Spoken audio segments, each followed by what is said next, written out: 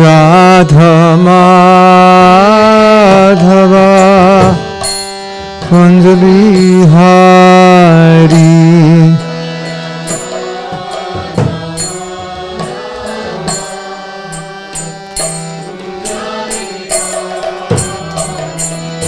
Gopi Janavalabha Girivardhari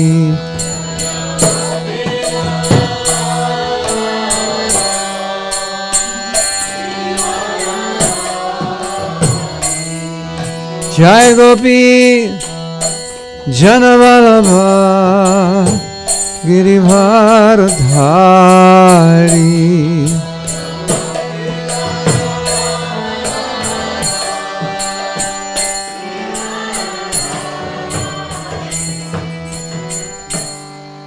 Yashodanandana Braja Jana Ranjana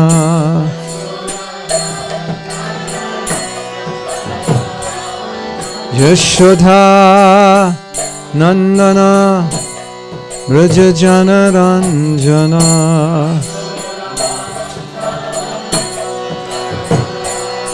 Chamuna Tira Vanachari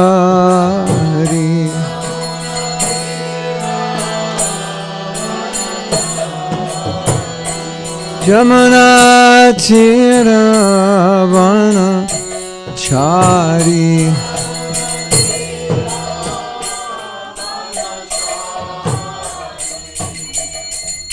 Radha Madhava Kunja Bihari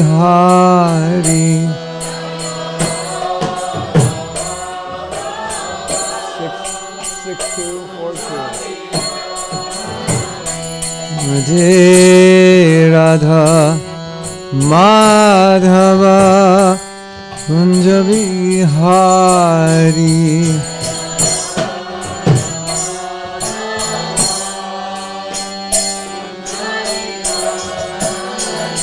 Gopi Janavalabha Girivardhari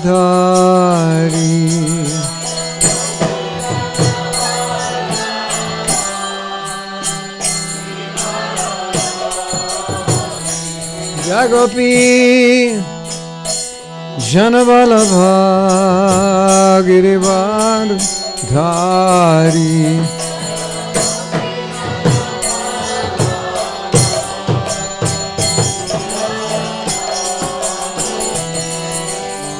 Yashodhanandana Braja Jana Ranjana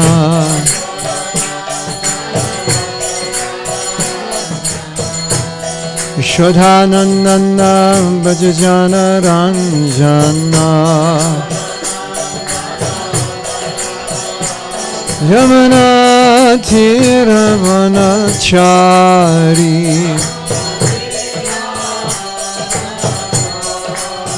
Jamuna Tira Vanachari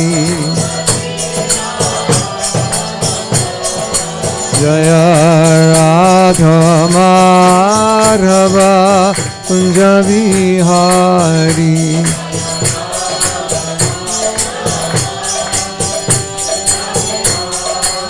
Jaya Radha Madhava Kunja Bihari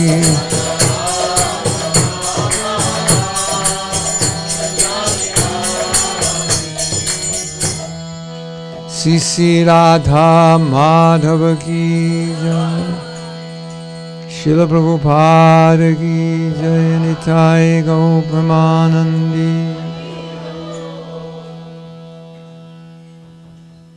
Om Vishnu Padaya Krishna Prishnaya Bhutale Srimate Bhakti Vedanta Shamini Namane Namaste Saraswati Devi Gauravani Pacharine Nirisesa Shunyavadi Today is the disappearance day of Srila Prabhupada. And as we discussed last night, because I came here to speak about the holy name, chanting the holy name, and its relation to self-care, we are going to try to intertwine both those ideas. So we have three ideas. Prabhupada's disappearance, the holy name, and taking care of herself. So, as we know, the spiritual master lives forever in his instructions. So, in a sense, the concept of disappearance is not a true concept. It's the physical disappearance, but not the disappearance of the spiritual master, who is not a physical being. But it's the physical manifestation that has disappeared. And we celebrate the disappearance in order to become closer. So Prabhupada said, if your association with the Guru is only physical, then you can only get it when both of you are physically present, and then after he leaves, that's not possible. So the only way you can get it is through hearing the instruction and following the instruction. And then Prabhupada said that the Guru and disciple live together eternally through this process. When I think of Srila Prabhupada, one of the things that stands out most for me was that he wanted us, all of us, to go back to Krishna. And as it's often said, Krishna wants us more than we want him. And I think we could say that about Prabhupada, that he wants us to go back to Godhead more than we even want. And if we could want to go to be Krishna conscious as much as Prabhupada wanted us to be Krishna conscious, that would probably solve all our problems, don't you think?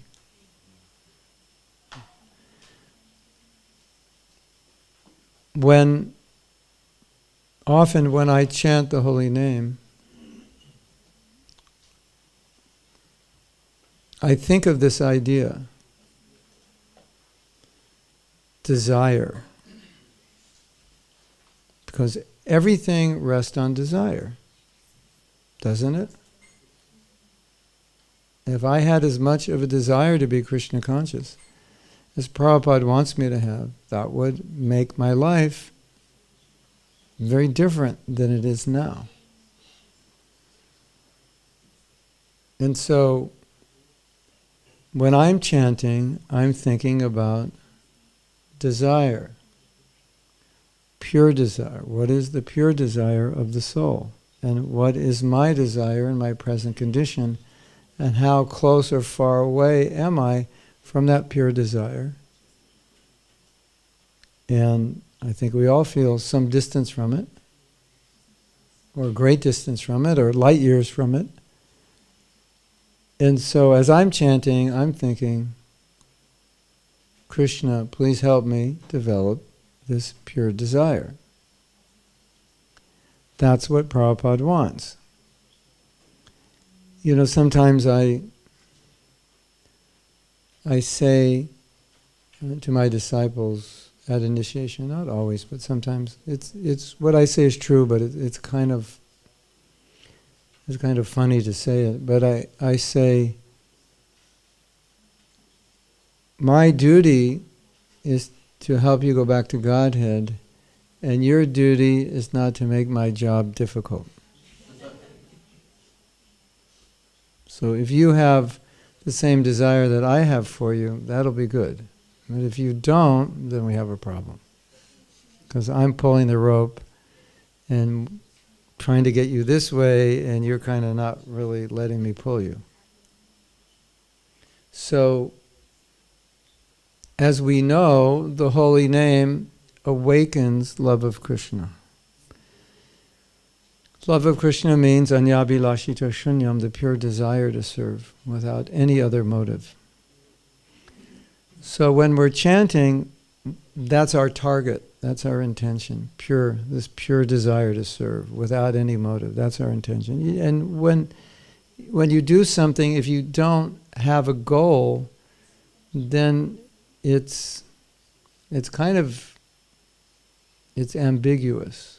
You know what the word ambiguous means? It's just like, where are you going? I'm not sure. Well, what are you doing? I'm driving. Why are you driving? Because I need to learn to drive. Okay, you just drive? You don't go anywhere? Do you have to go shopping or something? Oh yeah, I have to go shopping. Okay, let's drive to the store. Now I have a direction. So sometimes when we're chanting the holy name, we're just driving. You ever chanted japa that way? Just driving around, yeah. There's a huge difference between being intentional and being ambiguous. There's a Chinese saying that says something like, if you don't know where you're going, you can never get there. Or if you got there, you wouldn't know that's where you're arriving. So I think we can take today as Prabhupada's disappearance day to meditate on what was his desire for us. Guru Mukha Padma Vakya Chitete Koriya Aikya. Aikya means one. What comes out of your mouth, Guru Mukha Padma Vakya, the lotus words out of your mouth. Chitete, my consciousness, Koriya, make Aikya one. Which means your desire, please let your desire be my desire. That's the goal. Let us make our desire Prabhupada's desire. Our desire Krishna's desire. So Prabhupada's desire is Krishna's desire. So we can focus on that. Prabhupada wants us to go back to Godhead in this lifetime. And you've probably heard different stories about Prabhupada saying, well, you can't have any material desire if you're going to go back to Godhead. You can't even have a desire for a sweet ball, your favorite sweet ball. Well, we could say your favorite sabji, favorite salad dressing, favorite vegetable. Like Prabhupada said that. He said you have to be desireless, which was a shock to all of us. Like, okay, I'm trying, but I do like cauliflower pakoras with tamarind chutney. And I don't know, even when I leave this world, maybe, that will keep me. Maybe I'll come back as a cauliflower. I don't know.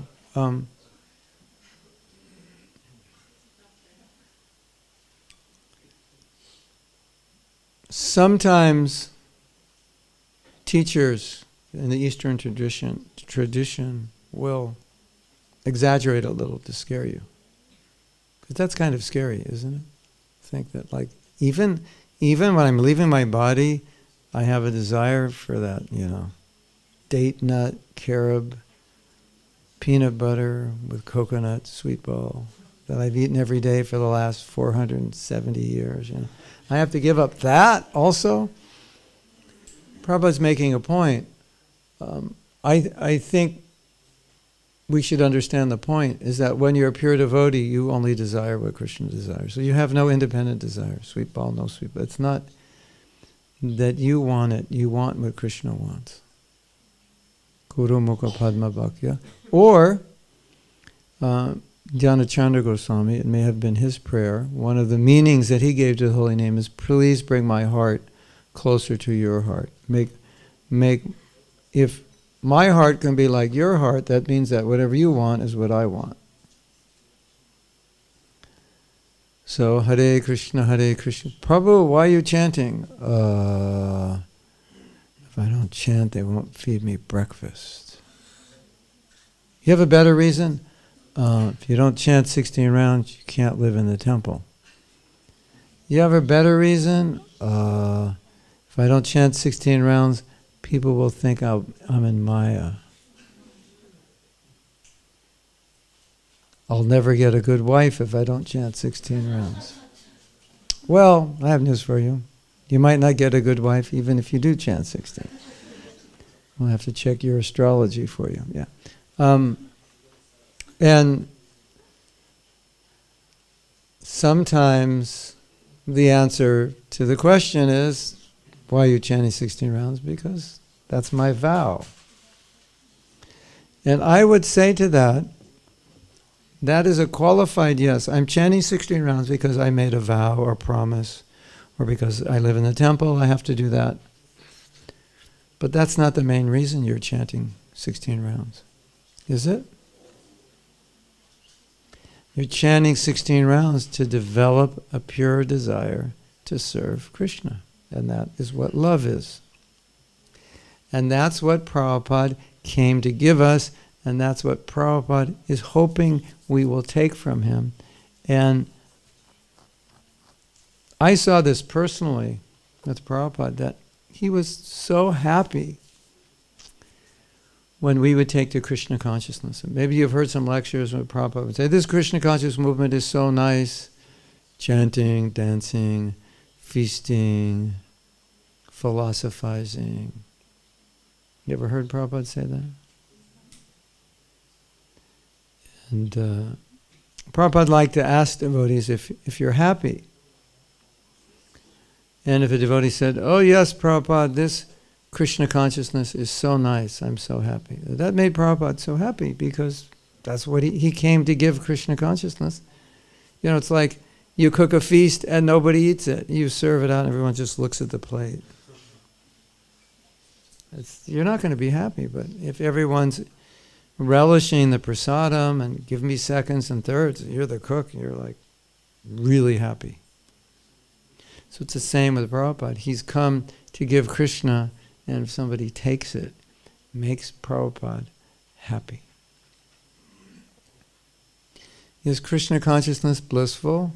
The answer is yes, but someone may say, but Prabhu, Krishna consciousness is hard, and sometimes my mind and my senses. And I will say, yeah, but that's not Krishna consciousness. That's your conditioning. Krishna consciousness is blissful. I'm like, I don't know about you, where you're at. That's another thing. But we all experience this, that when we have the time to have sangha, we have the time to chant our rounds nicely, we have the time to hear and so forth, or there's a festival like Govardhan Puja. Today's another festival. When we do these things, we can see these things are blissful. Yes? Even if I'm not blissful, at least I can see this is blissful, right? And most of what I've seen, the problems that devotees have is just they don't have the time or the mood or desire or consciousness to do those blissful things. But if they do them, it's blissful. And of course Prabhupada knew that, because he was experiencing it and he was seeing that the devotees who did it became blissful. So I think it's important for us to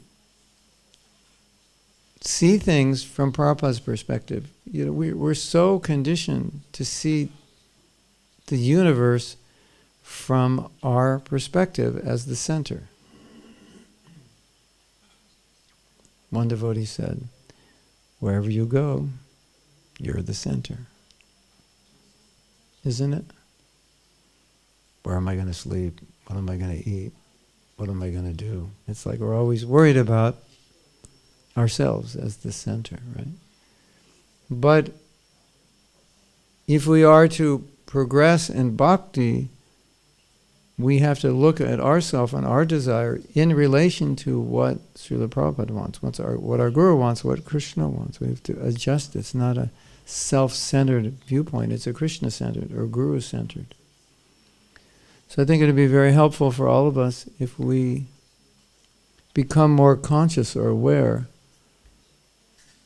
what Prabhupada wants for us.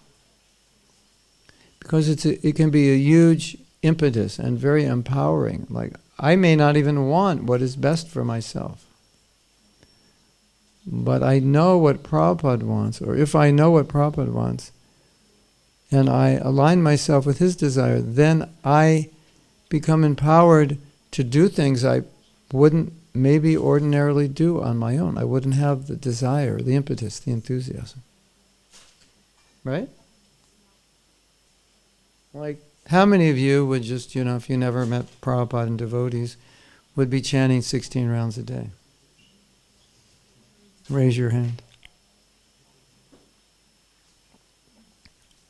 Yeah, it might, you might have ended up in India and, wandered into the Gaudiya Math or something. It could have happened, but it's not likely.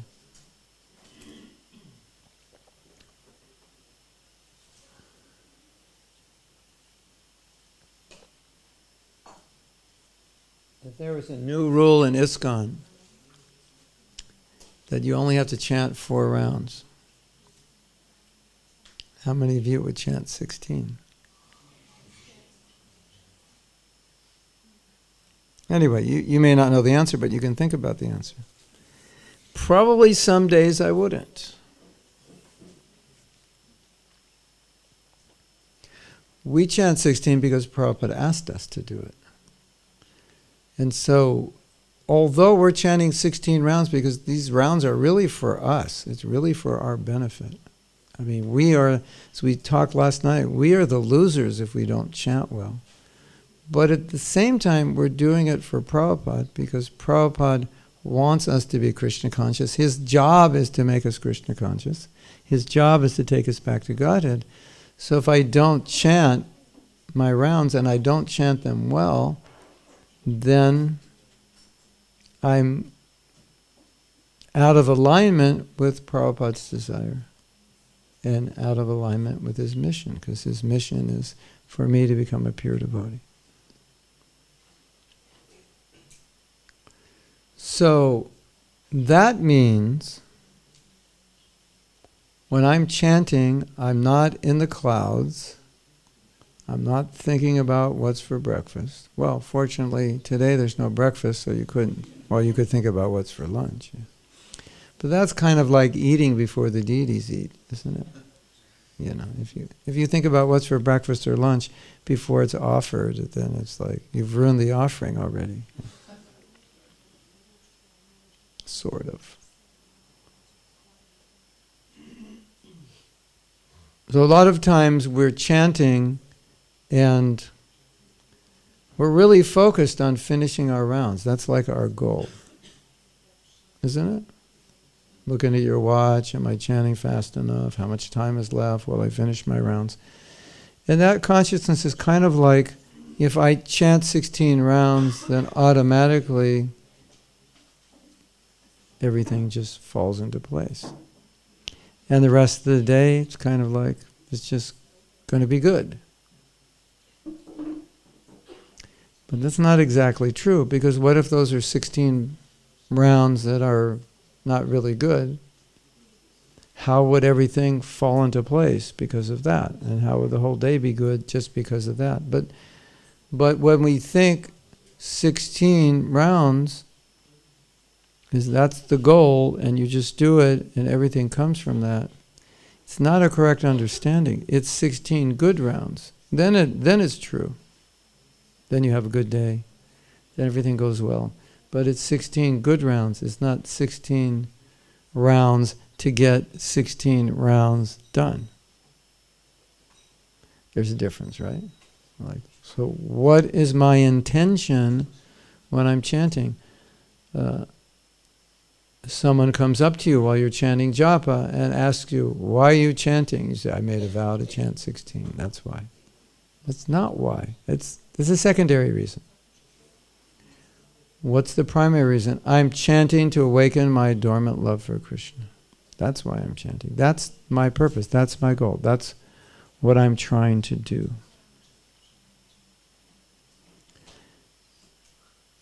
don't forget that when you're chanting. It's like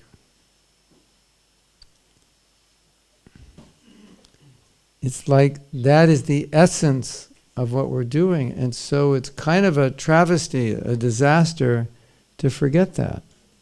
Don't you think?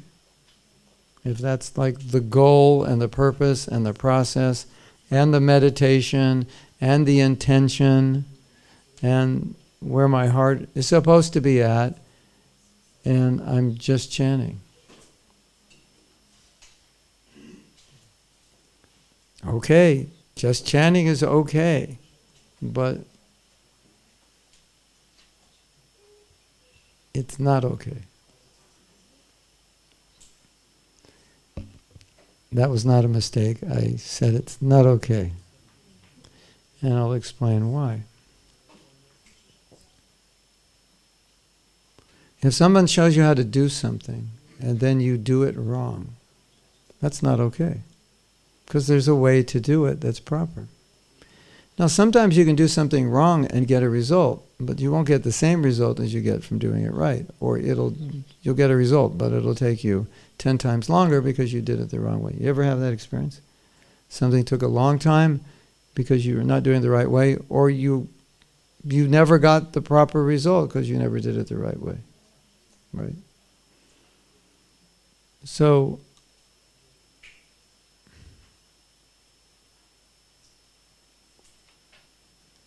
when we chant with the desire to please Krishna, when we chant with the desire, oh Krishna, please, I want to love you, I want to have a pure desire.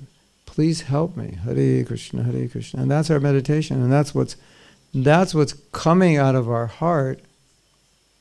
That is good chanting. So we should ask ourselves, when I'm chanting, what's coming out of my heart? Like if there was a little meter that could read what's in your heart, maybe they have it. I don't know. You have electromagnetic energy coming out of your heart. So I have a little meter, it reads it. It reads your desire. So during japa, if I walked around the room and I came up to you, what would it read? I wonder if there's pakoras and sweet rice for breakfast, or would it read, oh Krishna, please, I'm so fallen, I'm so low, please help me develop a pure desire. What would it read?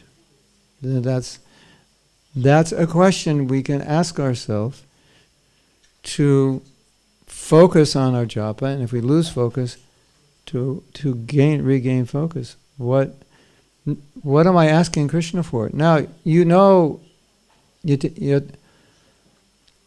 Krishna says in the Bhagavad Gita, ye yata mam prapajante. That means,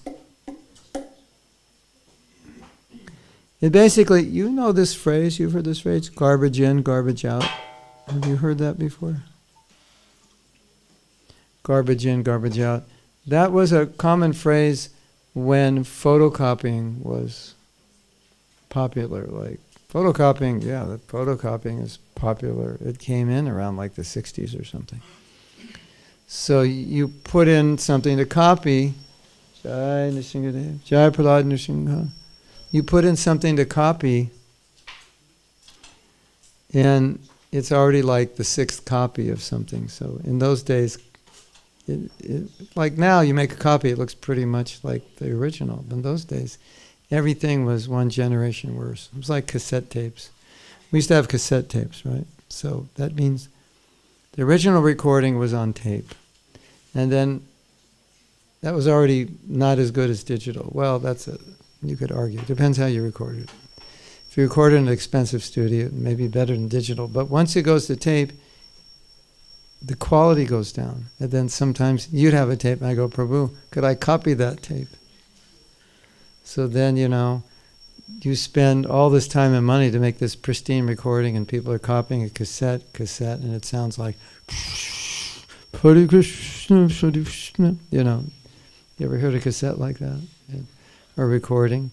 It wasn't recorded that way, but it's, garbage in, garbage out. So if you're copying a bad copy, it comes out worse. So you're making a photocopy. How come this photocopy doesn't look good? Garbage in, garbage out. Right? So remember this statement because it fits perfectly with yeyatamam prapadyante. Because Krishna is saying, I'm reciprocating. So Krishna is the photocopying machine, but he makes it 10 times better. It's a new technology. You put in your cassette tape and it comes out even better than the original recording. It masters your cassette. It comes out 10 times. Krishna is the 10 times it, right? But how much is 10 times 0? For all of those who paid attention in your mathematics class, how much is 10 times 0? 0. So if you give Krishna no desire, then he can only 10 times no desire. Right? That's important, isn't it? I liken it to an investment. I found this new company, it promises could be the next Google. If you invest now, you could become a multimillionaire. How much do I need to invest? If you invest 1,000 now, in 10 years you could be a multimillionaire and retire, if this company makes it. How much you want to invest? I'll invest 0. I don't have any money. Oh, Prabhu, if you have to invest something to get a return on it, well, I have a 0. Do you ever feel like you're investing 0 in your japa? And you're looking at the end of 16 rounds for the returns and there aren't any? And I wonder why. It's like, was Krishna sleeping today in the holy name? No, I was sleeping, not Krishna. The holy name is always Krishna, it's always powerful. But it doesn't mean we're actually accessing the holy name properly. So, garbage in, garbage out, shnik, shnik, ram, ram in, what do you get back?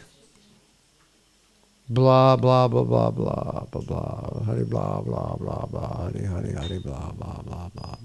What do you get back? Blah. I was giving the example in Cologne. I say, Prabhu, can you cook? And you're like, sure. Here's a cauliflower, can you cook it? He goes in the kitchen. There's no spice, no salt, no ghee, no butter, no oil, just cauliflower. So he cooks the cauliflower and we all eat it. And what do we say? We say, blah. And he says, well, all you gave me was a cauliflower and no spice, no ghee, nothing. So I just steamed it and, I know it tastes like blah. And the cauliflower wasn't even organic, so it doesn't even have a taste. So it tastes like white water, basically. You ever had a cauliflower that tastes like white water? Yeah. You ever grow something yourself and then you eat it and you're like, oh, that's what it's supposed to taste like. You ever have that experience? I didn't know. I thought it was supposed to taste like cardboard. So,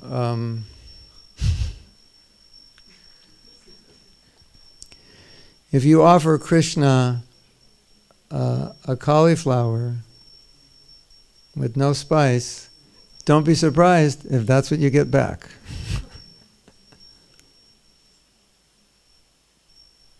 But I will promise you that if you offer Krishna a cauliflower with spice and ghee and nice chants and a little cream on top, you're going to get back a nice sabji, right? So if you offer Krishna a holy name endowed with this desire to be pure, Krishna is going to reciprocate with that desire.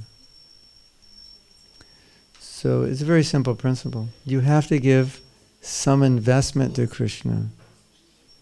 Krishna is your investment banker, or whatever you call them. Broker, right? Or what do you call them? Investment broker? I don't know, I never did that. I'm a Brahmin, just get money and spend it. Rich today, poor tonight. So you give nothing to your investment banker. He's like, I need something to invest. So Krishna is the same, Krishna, I want the nectar. Please give me the nectar. And Krishna says, how much are you willing to invest? Invest something. Does that make sense? So you can think when you're chanting, I have to invest something more than just trying to get my rounds done. This is much deeper than that. Now, something that's very important to understand in connection with what we're speaking about. Krishna actually wants to know what you want.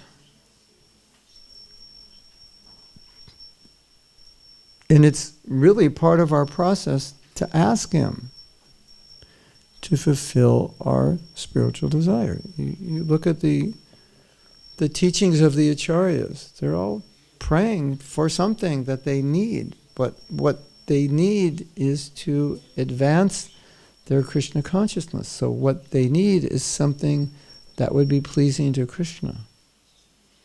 And so they ask, please, give me your mercy. Bestow upon me the qualifications to be a devotee. Whatever it is they're asking for. It's to advance their devotional service. So Prabhupada once said, this is interesting, he said, when you chant the holy name, you're actually calling Krishna.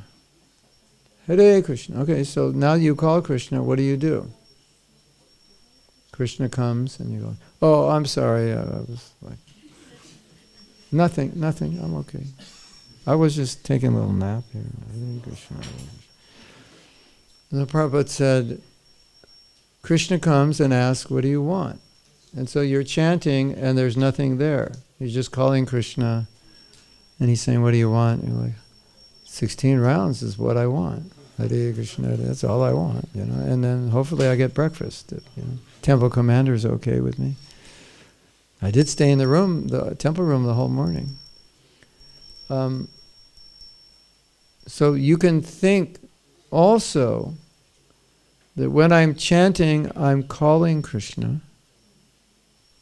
Krishna comes, Radha and Krishna come, and they say, yes, you are calling me. What do you want? And so Prabhupada said, you express what you want, what you need, what you desire through the holy name. And some people have a problem with this because they say, but I thought I was just supposed to hear. Yeah, we talked about that last night, but you're not a dead stone. Okay, I'm just going to chant and hear, and I won't, aside from that, nothing else. No feeling. That's not the proper understanding. Krishna is asking you, what do you want? And you express that need, that desire, that aspiration, that intention through the holy name. How do you do that? I will solve the problem for you right now. Think of an offering of bhoga.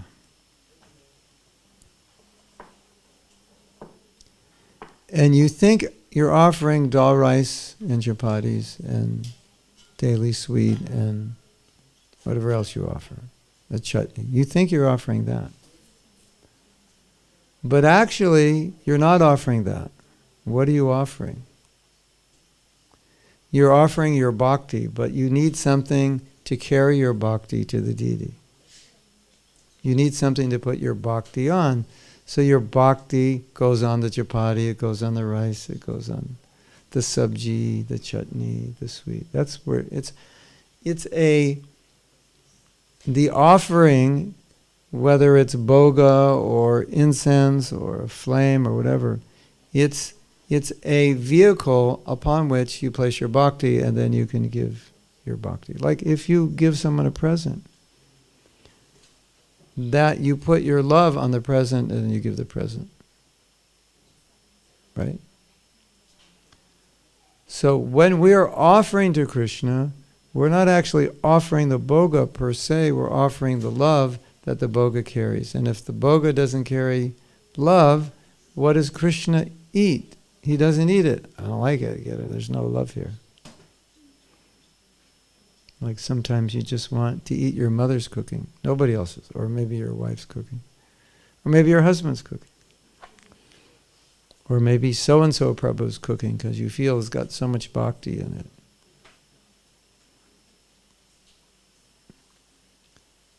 Patra pushpam palam toyam. We know this verse. You offer me a leaf, fruit, flower, water. Yo me bhakta prayachati.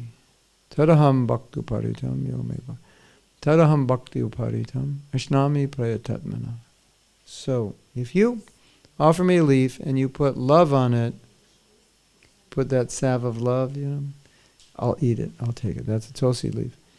If you offer water, even water, like water's everywhere. At least it is now. I don't know about the future, but when Krishna spoke water, that means like water's everywhere.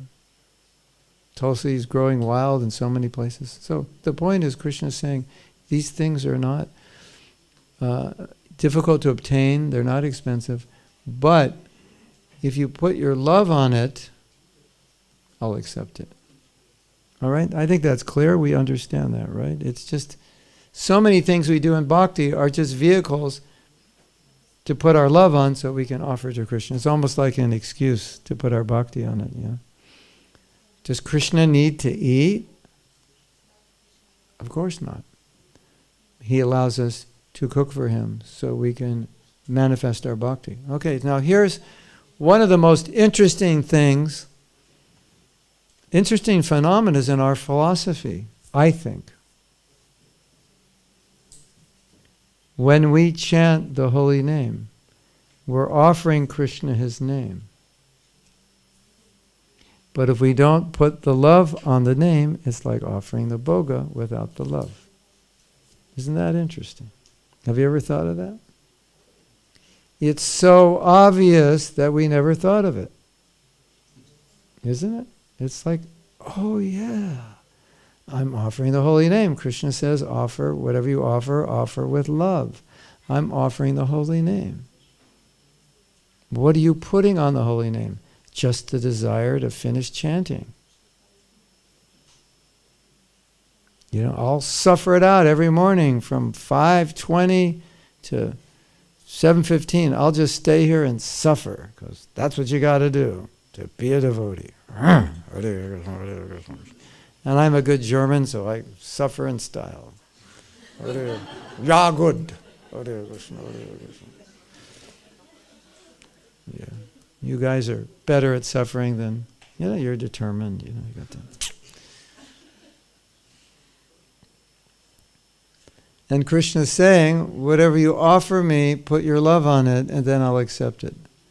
Now you might start thinking, we made a calculation in Cologne that the amount of time I've been a devotee, I've chanted 33,780,000 holy names. That's if you chant 16 rounds a day for 54 years, that's a lot of names, right? 33 million. And all of you, 1,726 times 30 times 12, that's a lot of just 1 year. It's a lot of mantras, right?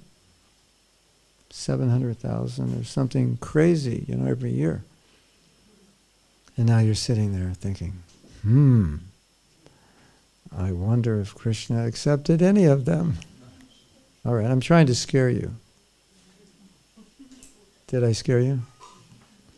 Prabhu, you didn't scare me. You disappointed me. I'm finished. Here's my bead bag. I'll see you later. It's impossible.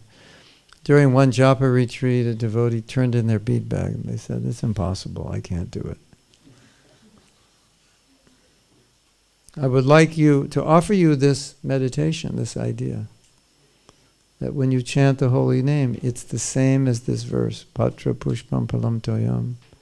We could add Patra Pushpam Palam Toyam Nam. Yome Bhakta Prachi. Just add that. When you offer this holy name, offer it to me with some love, and offer it with your intention. If you say, well, I don't have love, okay, offer your intention to have love. Hare Krishna, Krishna, I want to love you. Help me love you. Do you ever feel like that? Krishna, I need your help to love you, because I don't. And I know you want me to love you, and I know you love me, and I need your help to love you. Hare Krishna, Hare Krishna. So, Krishna's asking you, what do you want? You express that desire to him. That's your love. That expression of that desire, that's part of your love. Your desire to love is your love. You know, Prabhupada was asked, in a traditional marriage where the husband and wife, like in some parts of India back some time ago, maybe even today in some places, you don't meet your wife until the wedding. That's the first day, you know. So it's obviously it's a different paradigm, right? There's not a lot of high expectations. It's a dharmic thing. You're coming together to raise a family and so forth. So Prabhupada was asked, he said, how can they stay together? You know, they just met. They don't even love one another. He said, well, by staying together and serving one another, the love will develop, right? So it's kind of like that. It's like, here's the holy name. It's like an arranged marriage. It's like, oh, this is the mantra you get. You know, it's been chosen for you by Mahaprabhu. But I like this Om Mani Padme Om mantra. Or just like the Om. I like that better. No, here's your, you know, this is who you're married to now, right? So serve it, get to know it, chant it properly, and the love will develop for the holy name. That's how it works. So, we'll go back to the beginning, Prabhupada's disappearance day. His mission, he came here, he lived and died for us to get this nectar, a love of Krishna. That's what he wants for us. We want it for ourselves, hopefully, as much as Prabhupada wanted it. I'll say a little more about Prabhupada, and then I wanted to ask you how your japa went this morning. And if it didn't go well, that's okay. There's always tomorrow morning. And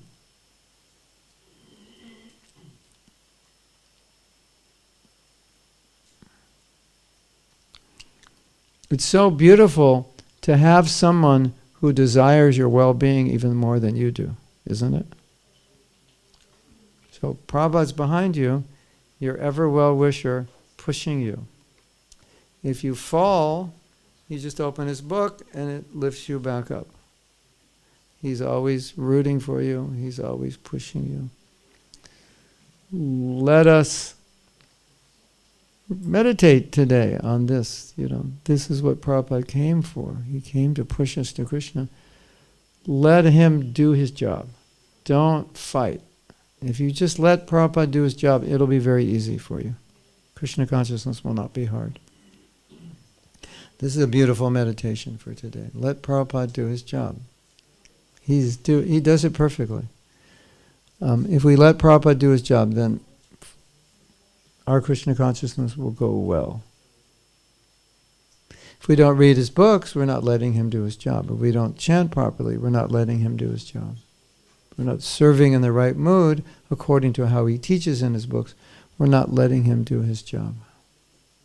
Right? So it's Krishna consciousness.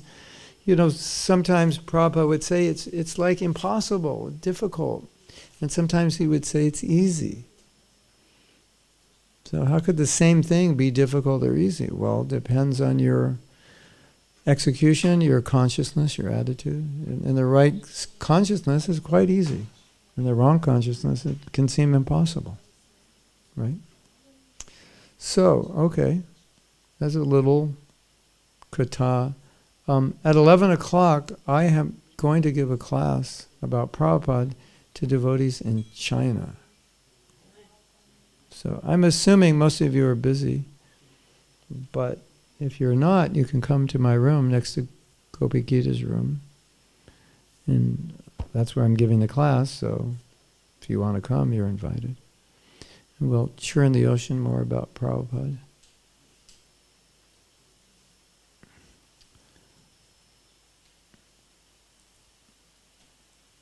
So, it is said that traditionally the spiritual master is not glorified on his birthday, he's glorified on his disappearance day. And the reason is because, taking this literally, when he's disappeared, his life is over. Now you have his life to glorify. So they're taking it like, well, you're just born, we don't know what you're going to do. So disappearance day is a day to reflect on what Prabhupada has done and what he's done for us, what he's done for you personally and your relationship with him. I don't, as a disciple of Prabhupada, I don't see the difference between grand disciples and disciples. I think the grand disciples see the difference more than I do. Because you have Prabhupada's books, I have Prabhupada's books, you have Prabhupada's books. I have Prabhupada's Murti, you have it. I can do puja to Prabhupada, you can do it. You can have your own Prabhupada Murti, you can do puja at home. We have the deities, you have it, I have it. All the lectures of Prabhupada. I listen to lectures sometimes. I'm like, oh, I was at that lecture, when I was 22, and I'm hearing the lecture again. So that's special, of course, but it's not that you can't hear that same lecture that I heard, right? You can hear every lecture that I attended. I must have attended like 100 lectures of Prabhupada. You could hear all of those. I went on a few morning walks. You can hear all of those. I was in a few conversations in his room, in his garden. You could hear all those. You say, but Prabhu, you were with Prabhupada. That's true. It was special. But a lot of people were with Prabhupada who aren't devotees now. And you're devotees and you weren't even with him. So who's better off? Oh, I wish I would have met Prabhupada. Yeah. Well, some people met him and were so inspired that they could only be devotees in his presence. And when he left, they fell apart. So in one sense you could say, oh, I'm safer. Because I can only access Prabhupada in the most real way, through his service, through serving his mission, through hearing his instruction. I never had the opportunity to access him any other way. They did. And they couldn't access him when he wasn't present. And they fell away. Interesting, isn't it? Yeah. So, and I was saying in Cologne, well, there's another thing that you have now that we didn't have. You have thousands and thousands of devotees, thousands of Prabhupada disciples who can help you understand Prabhupada better and help you understand his teachings better, which I never had when I was a young devotee. When I was a young devotee, the devotee who gave class every day had been a devotee in the movement for 3 years. And at that time, there was Bhagavad Gita, teachings of Lord Chaitanya, which nobody understood, or I don't even think we read it, and the first canto of Bhagavatam, which nobody read because nobody could understand. So we didn't have Bhagavatam class. We had Gita class in the morning, Gita class in the evening. We had no Sanskrit. Like, where are we going to go to memorize a verse of Bhagavad Gita? Because we didn't have the Gita in Sanskrit. And the only way we could learn a verse is if Prabhupada quoted it in a lecture, and we kind of tried to figure out what he said. Now this is going to sound weird to you. And the reason it's going to sound weird is because it is weird. That's why it's going to sound weird, okay? We had the first canto of Bhagavatam. Nobody read it. It was like way beyond our we didn't even, Bhagavatam was just like, What's that? Oh, that's the Bhagavatam. Ooh. We don't understand it. We're too young. With no classes on it. No. Hridayana Maharaj, Bhakta Howard, he read it. He had a brain for it. But everyone else was like, well, Howard can read it because he's like a genius. But so we had no Bhagavatam, and even if we did, we only had the first canto. So you know what that means? We had no idea what Krishna does. Because what Krishna does came out first in August of 1970 in the Krishna book. Before August 1970, whatever Krishna did is only if Prabhupada told you a story did you know. And so he told a few stories. But most of Krishna Lila, we didn't know. And you're all thinking, oh, you had it so nice, you with Prabhupada, and yeah. No books, no Bhagavatam, no thousands of devotees, no India, no, You think that was easy? Not necessarily. Of course, we had Prabhupada, yeah. But,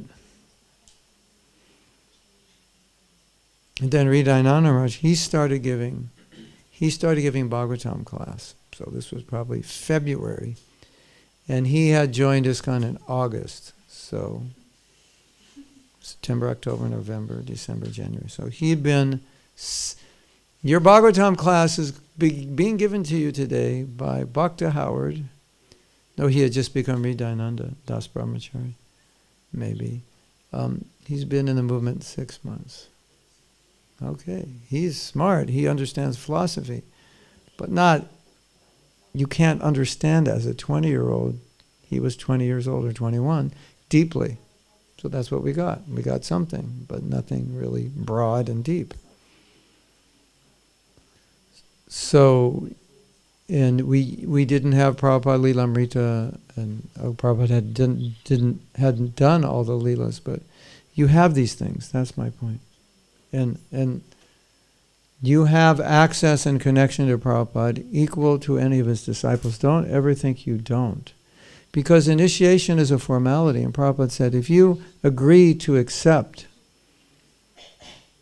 the guru, that's your initiation. And then the actual ceremony is just formality. You're already initiated. So by the time a devotee sits in the fire, they're actually already initiated because they've already accepted their guru. And what is the most important thing? You don't go back to Godhead by Diksha. You go back to Godhead by following the Siksha or the instructions. It's the instructions that take you.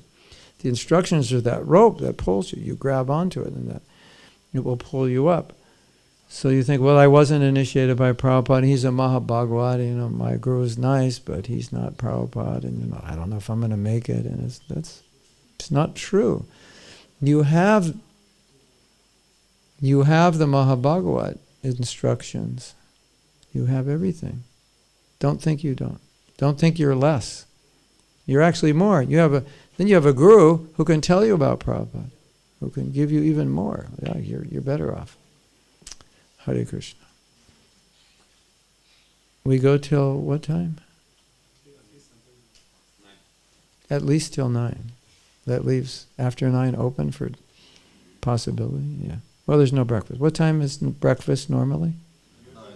9. Oh, there's no breakfast. Sorry for the bad news. One devotee said, I don't know if this is true, but it may be. It's not that Prabhupada told us to do this. He said, the reason the fasting goes on the appearance and disappearance days is that traditionally they would have celebration all morning, so there was no time to eat. So it wasn't like you're supposed to fast on the appearance or disappearance. It's just like, that's the way the festival went. We just don't stop, and then we go till noon artik, and then we take prasadam. So that's how the fasting happened. Now you're all going to go, okay, sounds good, what's for breakfast? Anyway, we follow that tradition, even if we don't go through everything.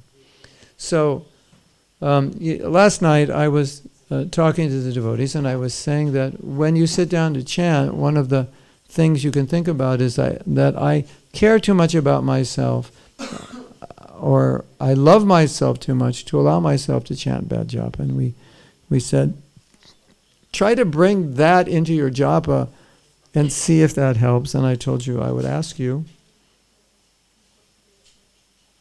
the next morning, which is now, how it went. So I'm asking how it went, and I just need some devotees to tell me what happened. And if you were challenged, if like it didn't go well, maybe your japa was worse than normal, that's, it's okay. We just want to discuss this. So, who would like to share the good and the bad of their japa from this morning? Any realization they got?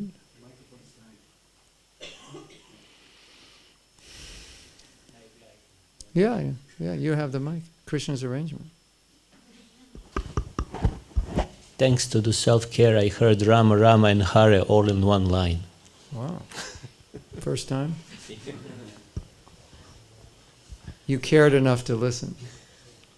You cared enough to care how you're chanting, so you were able to listen because you cared. Is that what you're saying? Something like that, yeah. Beautiful. Thank you. Borijan Prabhu said, I think he said something like, after 2 years of chanting japa, I finally heard one Maha Mantra. Yeah, sometimes it's like that. Finish your rounds and you have this huge realization. Prabhu, I had an amazing realization. What was it?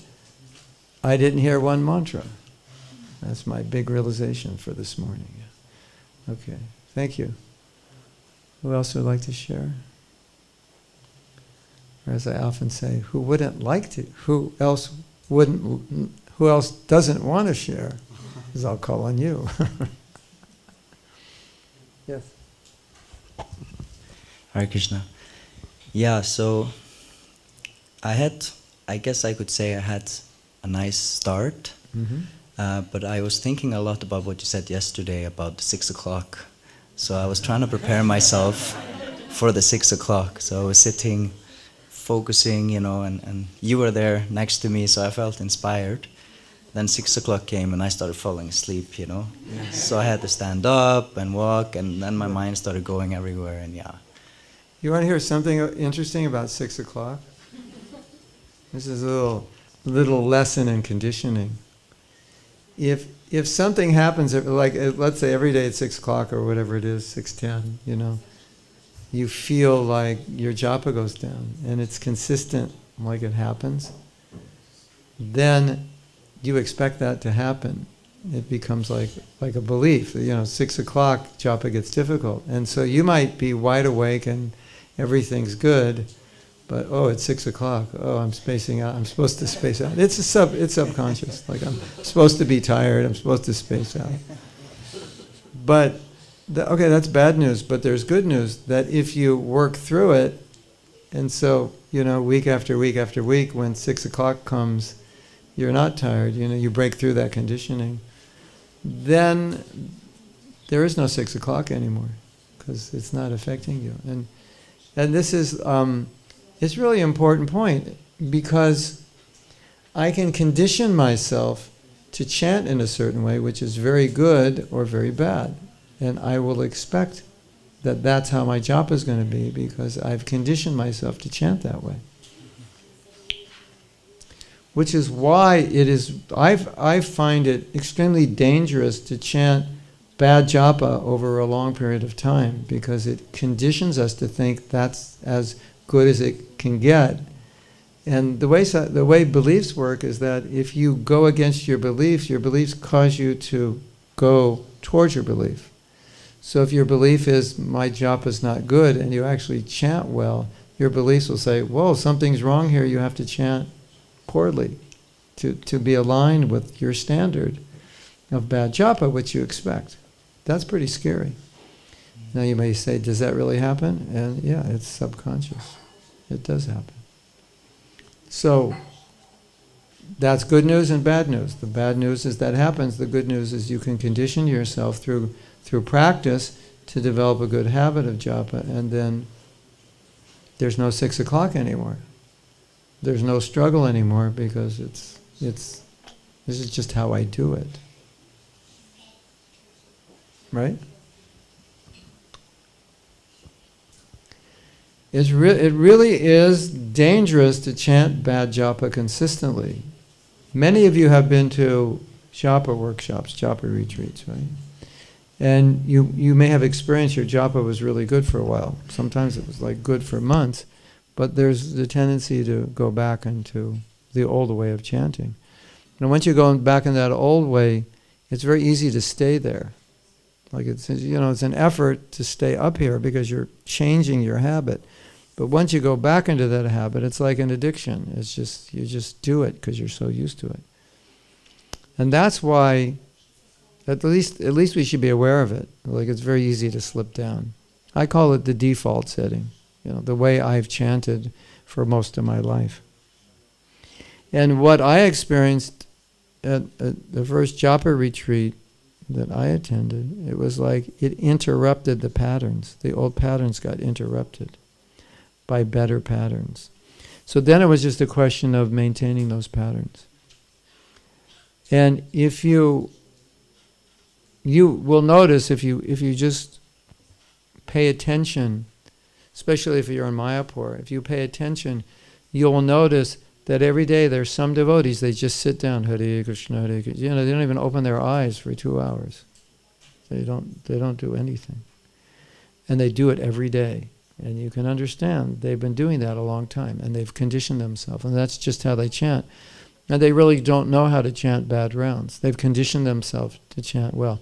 It's like if Jimi Hendrix reincarnated and came here. Jimi Hendrix was considered the greatest guitarist of the 60s, or maybe forever. And he said, Haribol, Jimmy, can you play bad guitar? Like, could you play like you're just like, you don't know how to play? He would find that difficult.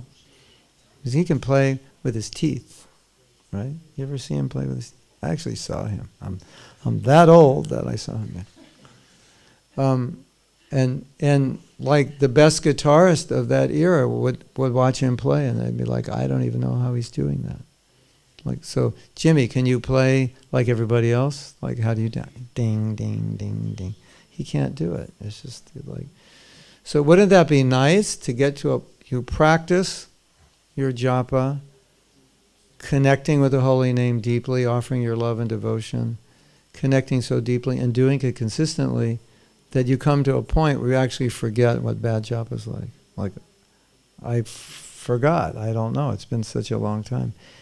And I know the proper way to do it now. And so it's really hard to do it the wrong way because I know the right way. That's what we want to do. And you can do that. You can get there. And it's manifest in so many devotees who every day, day in and day out, you can see they're just, it's like japa, that's it. This is what they do. And if you try to talk to them during japa, they won't talk to you. It's like, no, Hare Krishna, Hare Krishna. They're trying to talk and you're like, Hare Krishna, Krishna Krishna, Hare Hare. They just won't. That's how they do it. So that's what we want to try to achieve. Otherwise, we could run into the default, the 6 o'clock. The 6 o'clock demon. These little living entities come out at 6 o'clock every morning. And they go, you got something to do later. You should think about it now, because you might forget. And you look kind of tired. Maybe you should go out of the temple and like get some air. And then you go out and get some air and end up talking to someone for half an hour. You ever done that? Krishna always does that to me. I'm like, okay, there's no air in the temple. I just got to get outside. And then someone talks to me for the rest of the japa period. Who else would like to share? Yes? When you said yesterday that we will have this exercise, so I already got excited, maybe put some expectations. And when you mentioned that you know this minus 108 days, so I became kind of proud because the last couple of days or weeks I did not have a minus 108 day. Mm-hmm. So, and today that was the day. Today was minus 108 because you were proud that you didn't have a minus 108? Is that what you're saying? By some divine arrangement, I was sleepy and tired and my mind was too passionate, but I kept remembering the exercise, and I was thinking I care for myself too much, or I love myself too much, that I don't want to ever have a -108 day again. Yeah. Wow, that does happen.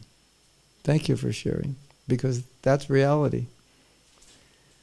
You ever really try to chant good rounds, and the harder you try, the worse they get? You ever had that experience? What's going on? Sounds like a marriage, right? Harder I try to be nice, though, more my wife doesn't like me. So I'm trying. Here is the key. And so I have to tell a story, and it'll connect to exactly what you're saying. Guru Goswami told once that he was with Prabhupada, and he said, Prabhupada, it's really hard to control my mind when I chant. Is that an offense? And Prabhupada said, are you trying? And Guru Goswami said, yes, Prabhupada, I'm trying, but mind is not always controlled. And Prabhupada said, if you're trying, it's not an offense. Could you imagine that Krishna held you responsible for offenses that you were trying to avoid? It's like, well, maybe I shouldn't get out of bed because I can't always avoid offenses, even when I try to avoid them. So then later, after I heard the story, I read a statement by Bhaktisiddhanta, and he said, offensive chanting is you're chanting, but you're not trying to avoid the offenses. And then namabhas, or the second stage, is you're chanting and you're trying to avoid the offenses. He said the effort to avoid the offenses is, even if you're not, is namabhas. So when you're at -108 in your quality of your japa, your last resort and only resort is just try your best and don't worry about what happens. Because that's what that's where the quality is in the effort. Because you ever try to do something and it just doesn't come out right? So you can't be faulted because you did it right, you made the effort, it's just for one reason or another, it didn't come out right. So it's the same with japa. You try, sometimes it comes out better than others. But if you've tried, you can be satisfied that it's not offensive. I've done my best. And that's what Krishna sees. And Krishna is looking at your effort. And I believe that sometimes Krishna says, okay, no nectar for you today, because I want to see if you're going to still try. And then you try, and Krishna says, okay, we'll give you nectar on the 9th round, or the 12th round, or the 4th. You ever have that experience? And then you think, oh, I'm glad I didn't give up, because Krishna seems to have reciprocated. So we can think that way. Maybe Krishna is just looking at you. So I'm going to take away the nectar, and I want to see, are you going to still try? And so if we remember that the real thing is trying, that's what distinguishes offensive chanting from namabhas. The effort, not the result, because I can't control it always. Then we can be okay, even if the result's not good, because we're doing our best. You can't do better than your best, can you? And Krishna's not some kind of person who doesn't accept, he only accepts perfection. For him, your perfection is your effort. So that's important. So I'm glad you brought that up. Anyone else? Yes. In the back.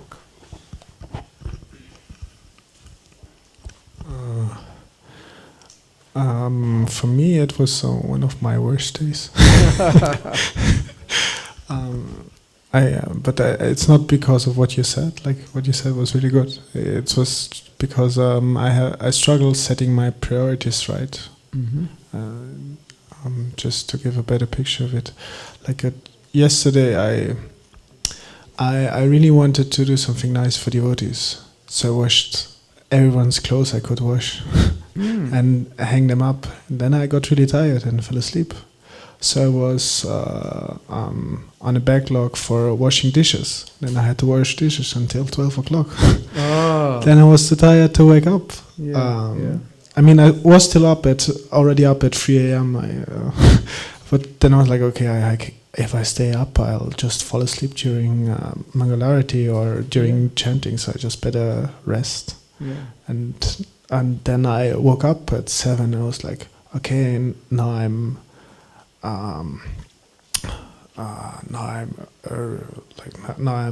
awake, but I haven't shaved in a while, so how can I present myself in front of the Lord without shaving?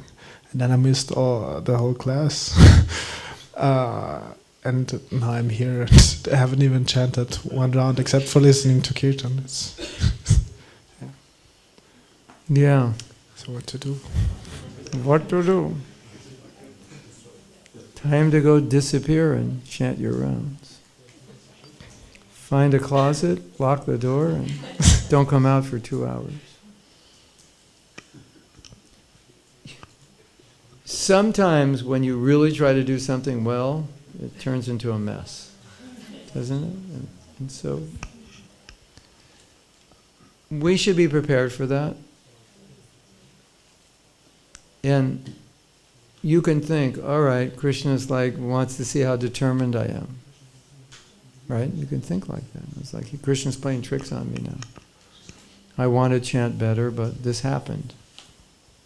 It happens to me a lot. Something comes up at the wrong time. And something else is attached to that thing that comes up, and pretty soon so many things have come up, it's like, oh, why chant now? Just do the other things. And it's like Maya's just pulling me away. Because I think Maya's greatest weapon is to cause us to make offenses to the holy name. To cause us to chant in a distracted way. That's her greatest weapon. Because if we chant properly, she cannot control us. If we chant improperly, she can definitely do a number on us. So you can think like that also. It's like, I'm trying to chant better, and Maya's like, no, I'm not going to let you. And you have to tell Maya, yeah, I'm going to do it. Whether you try to divert me or not, I'm going to do it. And then Maya will say, okay, sounds good, I'll let you do it. We can see it like that. Prabhupada said, whenever you try to do something first class, it's going to be difficult. There'll be problems. If you try to do it third class, there won't be problems because your standard is lower. If I try to do it third class, I'll just try to get my rounds done any old way. Third class japa. There's no obstacle because you're not setting any high intention. But when you try to do it first class, it's harder to do first class, so there's an obstacle, right? So we can expect those obstacles. But that's part of the price you pay to want to do something better. But it's okay. Keep going. There's later today. You can chant good rounds now, and tomorrow morning is another morning. Thank you. Yes? Thank you, Mahatma Prabhu, for the beautiful lecture. I would also just want to share. Actually, I was there with Theodore in the kitchen, but I managed somehow to get up. And at first, I was really grateful to be able to sit next to you during chanting, because I felt shy to go closer, but eventually you went to the place where I was. But then at 6 also, the 6 o'clock demon came, and I had to get up because I was falling asleep. And then I was just staying for a while before this painting of Lord Chaitanya and Sankirtan party, and I had one nice thought. that I was thinking like about Srila Prabhupada and about the Guru Parampara and how it was. I tried to understand the feelings of Lord Chaitanya in the painting, because he has kind of like sad face, and I thought, or some thought came to my mind, that for him it had to be actually really difficult to left his like dear devotees in this world when he left. So it was kind of my meditation during japa. Nice. You got rewarded for trying, right? Thank you. Hare Krishna. None of the ladies have shared. We have to give them a chance, and then one lady can share, and then we'll end class. Yes.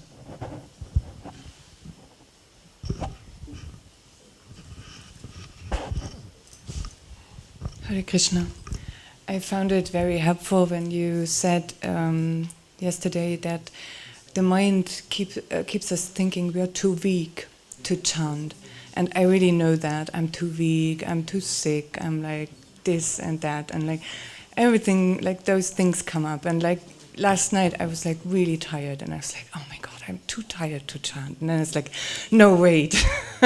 No, I'm not. I'm gonna chant. And for me, it's a nice meditation also. My Guru Maharaj, he was like in the process of dying. He was like making it a point to chant his rounds every single day, even if it took him the whole day.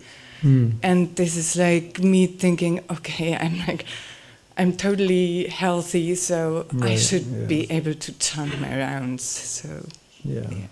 So thank you for that advice yesterday. Such a good example. You've probably all heard of Jayananda Prabhu. I had the fortune to have his association in different temples at different times. Jayananda Prabhu had leukemia, and he was living in Los Angeles. And if you go south from Los Angeles, about 150 miles, you end up in Mexico. And unlike in Germany, America has very strict standards of protocols for curing cancer. And if you don't follow the protocol, even if you cure the cancer, you'll lose your license. So they had to put their clinic in Mexico because they don't have the protocols. And so he's trying to do a natural cure. He has leukemia, and he gets up every day at 3 o'clock to chant his rounds. It's a really good example, isn't it? Like your Guru Maharaj also. Bhakti Tirtha Swami also. Same thing. You know, Marana Swami said, you don't have to chant your rounds. He was in like severe pain, and Maharaj said, no, I have to. I vowed to Prabhupada every day I've done this. So, Jayananda had a morning program with leukemia. In case you think morning programs are difficult, think of Jayananda. And one other thing that's very inspiring was that Jayananda was going around distributing books, and he was having a Bhagavad Gita class in the hospital. Like you get patients to come in. It's Mexico. Mexicans. If they were mostly Mexicans, they're very open. But the hospital was upset that he was doing that. They said, you can't do that. You know what he did? He said, if I can't preach here, there's no reason to stay. And he left. To die. It's like, what's the point? What an inspiration. Huh? He wrote Prabhupada and said, I'm just wasting time and money here in the hospital. Maybe I should just die. Prabhupada said yes. He agreed. That's what he did. Sadhana with leukemia. He had leukemia. He was at Rath Yatra also before that. He was in the Rath Yatra. He didn't tell anybody he had leukemia. He didn't want anybody to know. He didn't want anyone to pity him. And he was at Rath Yatra. He was actually limping, but nobody noticed. One devotee noticed. So why are you limping? He said, I have leukemia. He didn't tell him. He said, don't tell anybody. Hare Krishna. So, when 6 o'clock comes around during japa, you can think of Jayananda, Kadambakana Swami, Bhaktitirtha Swami. They did it. Hare Krishna. Thank you very much. So, those of you who want to come to my room, I'll be talking more about Prabhupada at 11 and also at 3:30. I have a class. These are classes I give normally, so I'm trying to continue. 3:30, it's translated into Russian, and 11, it's translated into Chinese. So, Hare Krishna. Srila Prabhupada ki jai. The ceremony this morning, how long is it going to last? 12, starts at 12 till when?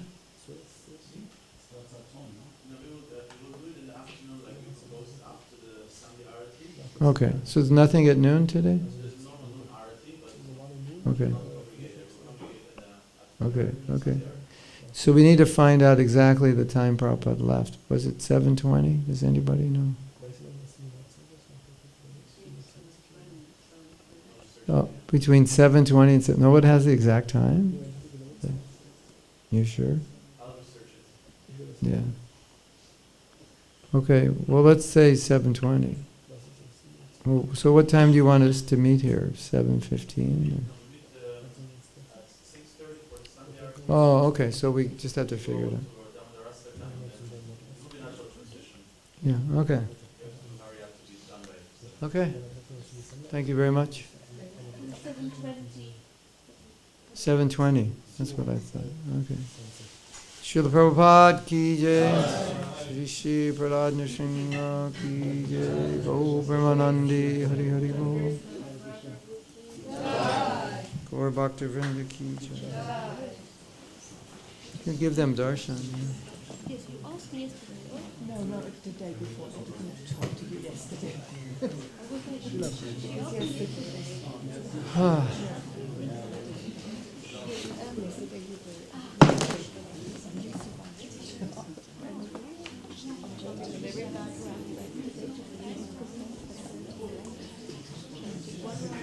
Listen to the lecture from yesterday because I hate, you know, when you end oh, well, I spoke to you yesterday. Nice to see you. But it was so long. Came from Austria, and only 15 minutes to chant in the morning, and it was 2 really good. I had no time, and I put the effort to run. And we drove with the car. Car japa.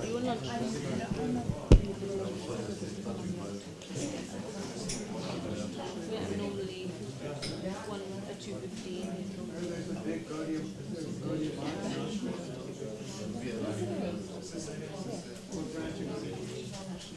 you don't do it regularly, right?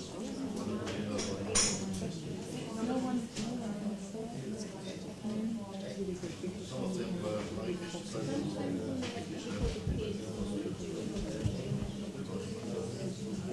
very connected.